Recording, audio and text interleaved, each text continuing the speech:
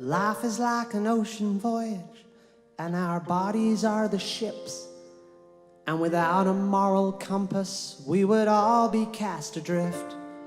So to keep us on our bearings, the Lord gave us a gift. And like most gifts you get, it was a book.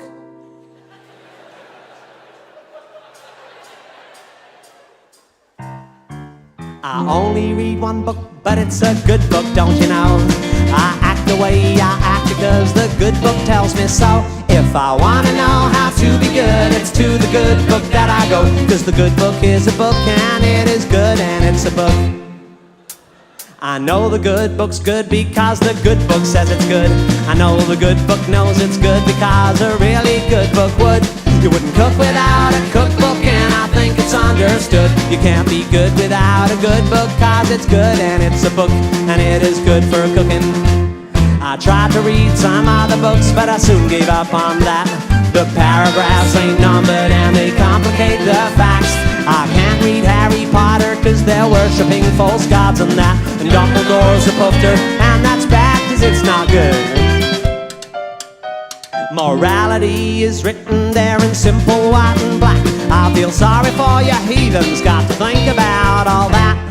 Good is good and evil's bad, and goats are good and pigs are crap. You'll find which one is which in the good book, cause it's good and it's a book, and it's a book. I had a cat, she gave birth to a litter. The kittens were adorable and they made my family laugh. But as they grew they started misbehaving, so I drowned the little fuckers in the bath.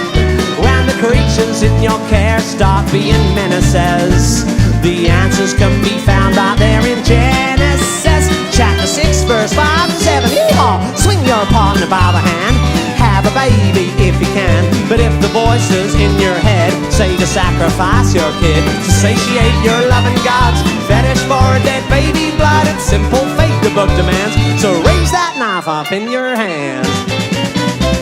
Before the good book made us good, there was no good way to know if a thing was good or not that good, or kind of touch and go. So God decided he'd give writing allegoric prose ago, and so he wrote a book, and it was generally well received. The Telegraph said this God is reminiscent of the Norse. The Town said kind of turgid, but I like the bit with horses. The Mail said lots of massacres are violent to a divorce. If you only read one book this year, then this one is a book, and it is good, and it's a book. Yeehaw! Swing your daughter by the hand, but if she gets raped by a man and refuses then to marry him, stone her to death. If you just close your eyes and block your ears to the accumulated knowledge of the last 2,000 years, then morally, guess what? You're off the hook. And thank Christ you only have to read one book.